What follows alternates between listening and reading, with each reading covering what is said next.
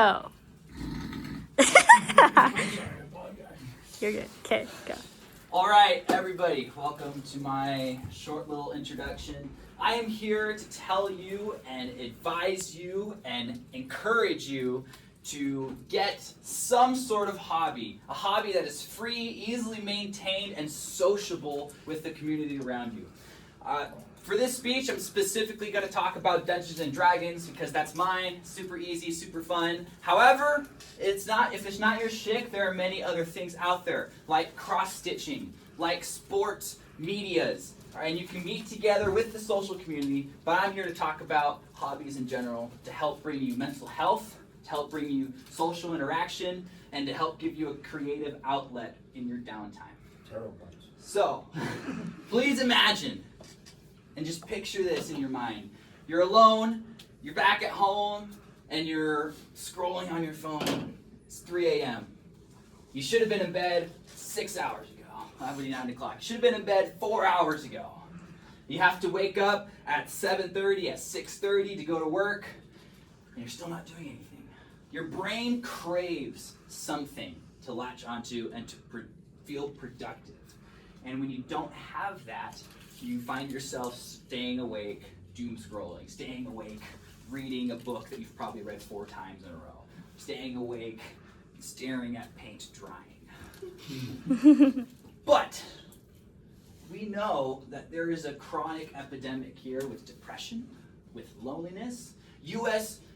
Surgeon General, he tells us that half the population of the world has some sort of measurable depression and loneliness that affects them throughout their entire life.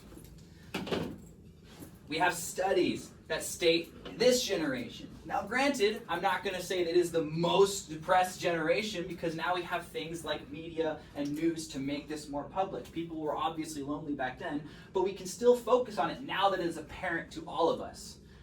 How can we help? What is something that you can do to better encourage yourself, to be self-motivated, and to make your life a more healthy mentally, physically, and socially? Well, I'm here to give a bit of a solution. Dungeons and Dragons. Who here has played Dungeons and Dragons? Oh, all the audience, all the youth love Dungeons and Dragons. Yeah. Adults, you don't know what you're missing out on. Okay, Dungeons and Dragons, super simple game. You get dice, you get a character that you thought of with your own brain power, you put it together, and all of a sudden you have this wonderful story. Better than Lord of the Rings. No! Better than Star Wars. No! Dungeons and Dragons create the best story you've ever heard of, and it makes you a part of it. And your friends a part of it. It is something that brings you together and helps create something memorable and joyful. And it helps you have that creative outlet so that when you're at night alone and you're ready to go for bed, you feel tired enough that we can just go right to sleep. You don't need to think about something else. You don't need to stress about tomorrow because you've already done what you can do today. You've already had your creative, joyful, and energetic outlet, and now you can just go to bed. So, how do we get started? How do we do Dungeons and Dragons? Well, like I said, I want to advertise free and easy startup hobbies. Are there things that you can buy with Dungeons & Dragons? Yes.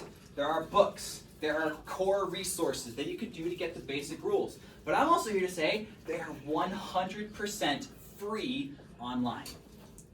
You can get everything you want 100% free online. You can get character sheets. You can get player handbook resources, find out the rules of D&D. You can get the Dungeon Master's Guide to figure out what a Dungeon Master is supposed to do. So, I'm here to say how to get started and what do you need. First of all, Dungeons & Dragons, it's typically played with 5 people. You can have as many as you want. Technically, it gets a little too chaotic when you have anywhere more than 6, 7, 8 people, right? Usually 5 to 7 is the key amount that you want. One player is called the Dungeon Master, and he kind of rules the game. He makes the world where the players are in, he impersonates the non-player characters that they interact with, and he creates the challenges for them. The players, their job is to make stupid decisions that make the Dungeon Master pull out his hair. Yeah. All right, they use their characters and their imagination and their creative thinking to solve problems, puzzles, and battle and strategize in the midst of fighting your enemies and dragons and concords of zombies. and it's so much fun. It also helps you interact with friends. A lot of times it's social interactions that are super awkward or rather difficult to deal with, and so this helps give something to talk about. Oh, what do we do?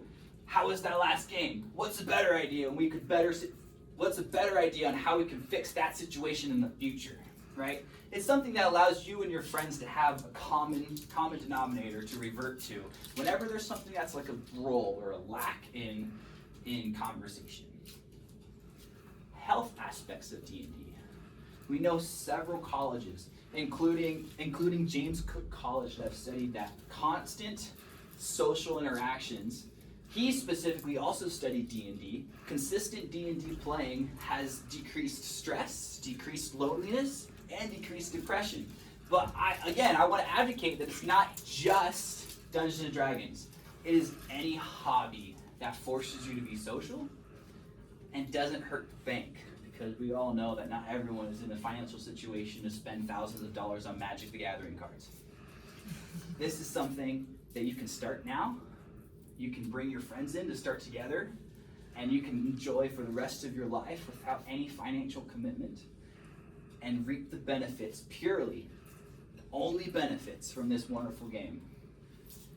You can even do it online, even though that's not nearly as fun as in person.